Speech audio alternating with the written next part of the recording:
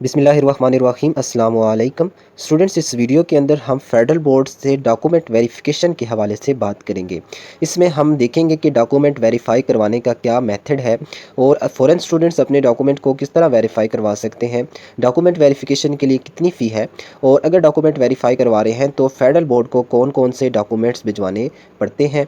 इन तमाम डिटेल्स को हम इस वीडियो में मुकम्मल देखेंगे, मुकम्मल इनको अंडरस्टैंड करने की कोशिश करेंगे। वीडियो में आगे बढ़ने से पहले आप सबसे दरख्वास्त है कि अगर आपको लगे कि आपने इस वीडियो से कुछ अर्न किया है, कुछ नॉलेज हासिल हुआ है, तो मेरे चैनल को ज़रूर सब्सक्राइब करना है और बेल के निशान पे ज़रूर क्लिक करना है ताकि फेडरल बोर्ड की अपडेट्स आप तक बआसानी पहुंच सकें। तो स्टूडेंट्स, सिंपली आपने क्या करना है, फेडरल बोर्ड की वेबसाइट पर आना है और थोड़ा सा इसको स्क्रॉल डाउन करके ये जो रिज़ल्ट्स का आपके पास एक ऑप्शन आ रहा है इसको स्लाइड करना है और यहाँ आपके पास ऑनलाइन सर्विसेज का एक ऑप्शन है, इस बटन पे क्लिक करना है और यहाँ तमाम ऑनलाइन सर्विसेज आपको शो होने लग जाएंगी जो फेडरल बोर्ड फीचर्स हमें ऑनलाइन प्रोवाइड करता है। इसमें हमने जो हमारा टास्क है बेसिकली वो है हमारे पास डॉक्यूमेंट वेरिफिकेशन। तो इस पे आपने सिंपली क्लिक करना है। तो यहाँ अब हमारे पास आप देख सकते हैं application form for document verification open हो चुका है।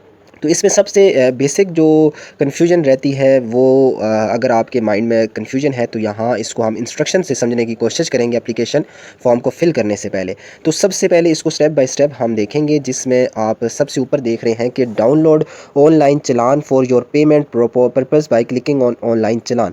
तो आपने अपना सबसे पहला काम करना है कि अपना ऑनलाइन चलान डाउनलोड करना है। और चलान डाउनलोड करने का आपने ये अपने माइंड में रखना है कि अगर आपने एसएससी और एचएसएससी दोनों आपने करने हैं, वेरीफाइड डॉक्यूमेंट्स करवाने हैं, तो आपने एक चलान फॉर्म जनरेट करना है दोनों के लिए। अगर सिंपली एसएससी को आप अपनी वेरीफाई डिग्री को वेरीफाई करना चाह रहे हैं तो उस केस में एक चलान फॉर्म जो है उसकी पेमेंट मैं आपको बताता हूँ कितनी है, और वो पे आपने उस चलान फॉर्म्स के ज़रिए पे करनी है बैंक के अंदर। अगर आपने दोनों अपने डिग्रीज़ को यानी एसएससी लेवल और एचएसएससी लेवल दोनों को टेस्ट करवाना है तो उसके लिए आपको सिंपली एक ही चलान विद डिफरेंट अमाउंट आपको बैंक के अंदर पे करना पड़ेगा। अब चलान के बारे में समझने के बाद हम ऑनलाइन चलान पे क्लिक करते हैं और ऑनलाइन चलान पे जैसे ही आप क्लिक करेंगे तो यहाँ मुख्तलिफ़ फ़ीसेस आप देख सकते हैं जो आप के मुख्तलिफ़ जो प्रोसेसेस हैं फेडरल बोर्ड वो फ़ी चार्ज करता है।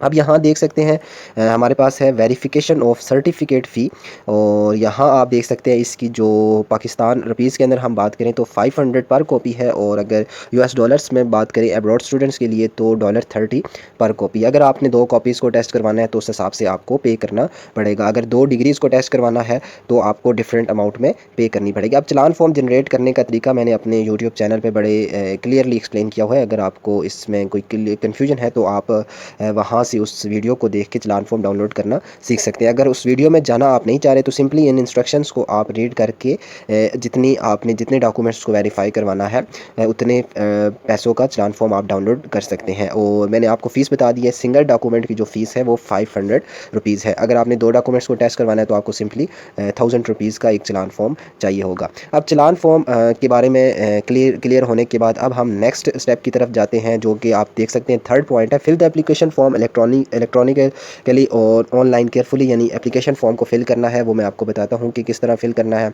नेक्स्ट आप जो इंपॉर्टेंट पॉइंट है उसकी तरफ आ जाते हैं। Your application form will be processed after your fee verification. जब आप फ़ी ऑनलाइन एप्लीकेशन फॉर्म फिल कर चुकेंगे उसके बाद आपकी फ़ी जब बोर्ड को वेरीफाई होएगी उसके बाद बोर्ड नेक्स्ट प्रोसेस यानी आपको जो अटेस्टेशन का काम है उसको कंटिन्यू करेगा। इस पॉइंट को समझने के बाद अब नेक्स्ट जो काफ़ी बच्चों का काफ़ी लोगों का क्वेश्चन इस हवाले से आता है कि अगर हम अटेस्ट करवाना चाह रहे हैं तो बोर्ड ऑफिस हमें क्या क्या डॉक्यूमेंट्स भेजने पड़ेंगे।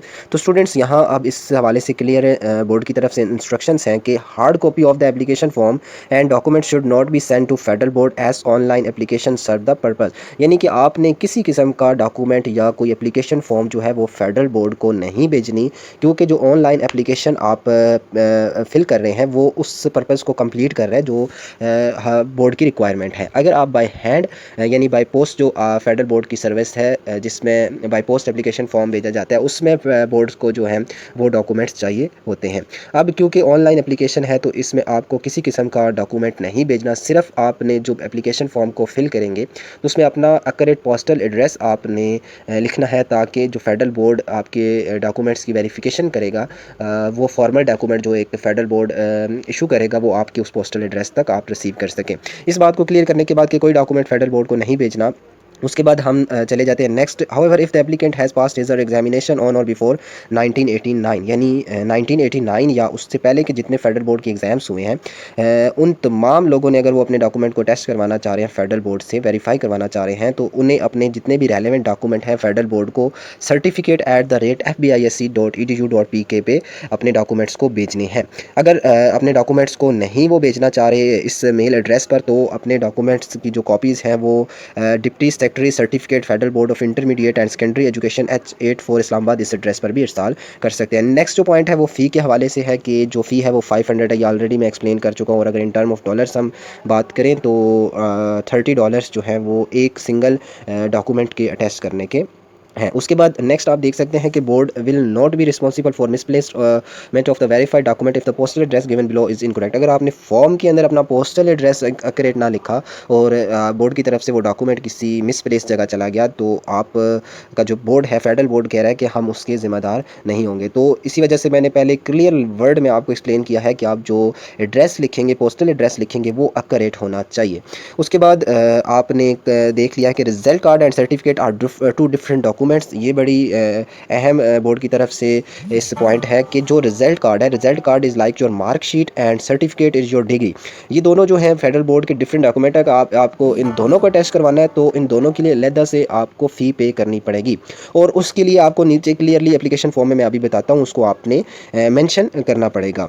अब नेक्स्ट बच्चों का जो लोगों का क्वेश्चन आता है कि हम फ़ीस भी सबमिट कर लेंगे और एप्लीकेशन फॉर्म फिल कर लेंगे तो कितने डेज़ लगेंगे कि हमारा जो अटेस्टेड डॉक्यूमेंट्स हैं वो हमें रिसीव हो जाएंगे यानी वेरिफिकेशन हमारे डॉक्यूमेंट की वो हो जाएगी कितने डेज़ के बाद। तो यहाँ आप लास्ट पॉइंट देख सकते हैं कि document shall be issued with in 1 working day after verification of fee and submission of complete application form. यानी जैसे ही आपकी फ़ी बोर्ड को वेरीफाई हो जाएगी उसमें अगर 1 वीक लगता है या 5 दिन लगते हैं या 4 दिन लगते हैं जितने डेज़ लगेंगे उस फ़ी वेरीफाई होने के बाद विद इन 1 डे यानी नेक्स्ट वर्किंग डे जो होगा उस दिन बोर्ड जो है आपका वो फॉर्मल डॉक्यूमेंट जो है वो इशू कर देगा। वो आपको बाय पोस्ट अगर रिसीव होगा तो विद इन 5 डेज़ 4 डेज़ आपको बआसानी वो रिसीव हो जाएगा। उसके बाद अब हम चलते हैं जो हमारा मेन काम है वो है एप्लीकेशन फॉर्म को फिल करना। तो इसमें सबसे ऊपर आप देख सकते हैं नेम ऑफ़ कैंडिडेट ये आप फिल कर लेंगे, फादर नेम अपना फादर नेम एक्यूरेट, ये सारी चीज़ें आपने एक्यूरेट लिखनी है। उसके बाद इंस्टीट्यूशन नेम आपने जिस अदारे से आपने पढ़ा होगा उस अदारे का नाम लिख देना है और यहाँ वेरिफिकेशन पर्पज़ आपने लिखना है कि send to my mailing address for IBCC। तो यहाँ से आपने अपना वेरिफिकेशन का पर्पज़ जो आपको बेहतर पता होगा आप यहाँ से सिलेक्ट कर सकते हैं। उसके बाद ये जो ऑप्शन मैंने अभी ऊपर जिक्र किया था कि रिजल्ट कार्ड और सर्टिफिकेट इज़ डिफरेंट डॉक्यूमेंट, तो अगर आपने दोनों को कराना है तो उसका डिफरेंट मैकेनिज़्म है, दोनों को सिलेक्ट करना पड़ेगा। अगर सिंगल को करना है तो उसका भी डिफरेंट यानी सिंगल को सिलेक्ट करना पड़ेगा। तो आप फॉर एग्जांपल आपने रिजल्ट कार्ड को भी अटैच करवाना है, वेरीफाई करवाना है और आपने अपने सर्टिफिकेट को भी वेरीफाई करवाना है और दोनों जो वेरिफिकेशन करवानी है वो HSSC 2 की आपने करवानी है। तो यहाँ से हम रिज़ल्ट कार्ड वाले ऑप्शन में आए हैं और यहाँ HSSC 2 वाले ऑप्शन को आपने मार्क कर लेना है। जैसे ही मार्क करेंगे ये देखिए यहाँ अभी लिखने की जगह नहीं आ रही, जैसे ही इसको मार्क करेंगे यहाँ आपके पास अब इस जगह आप अपना रोल नंबर जो है वो दर्ज कर सकते हैं और अपना ईयर लिख सकते हैं जिस ईयर आपने HSSC 2 के पेपर्स दिए होंगे आपका रिज़ल्ट आया होगा। उसके बाद अगर आप सर्टिफिकेट भी हासिल करना चाह रहे हैं तो यहाँ से सर्टिफिकेट हासिल कर सकते हैं, SSC रोल नंबर और HSSC। अब यहाँ SSC 1 और HSSC 1 इस वजह से नहीं आ रहे कि सर्टिफिकेट बोर्ड की तरफ से सिर्फ तब अलाउ होता है, तब इशू किया जाता है जब आपकी कंप्लीट एक डिग्री हो जाती है यानी 9th 10th करने के बाद 10th के बाद फेडरल बोर्ड की तरफ से आपको सर्टिफिकेट दिया जाता है। ये तमाम डिटेल्स लिखने के बाद उसके बाद यहाँ आपने जो चलान फॉर्म सबमिट किया होगा उसका यहाँ चलान नंबर लिखना है, पेमेंट डेट लिखनी है और जितनी अमाउंट है वो दर्ज करनी है। उसके बाद यहाँ country, city, postal address, mobile number, email, submission date जो होगी वो आपने यहाँ सेलेक्ट करनी है और सबमिट के बटन पे क्लिक करना है। अब जैसे ही आप सबमिट के बटन पे क्लिक करेंगे तो आपको एक ट्रैकिंग ID दे दी जाएगी। उस ट्रैकिंग ID को अक्सर बच्चे मिसप्लेस कर देते हैं, उसको ज़रूर संभाल के रखना है।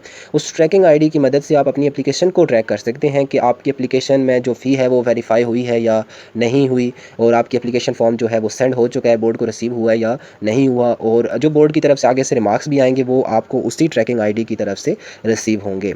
तो स्टूडेंट्स, मैं उम्मीद करता हूँ ये स्टेप बाय स्टेप काफ़ी लेंथी वीडियो थी, आपको क्लियर होगी।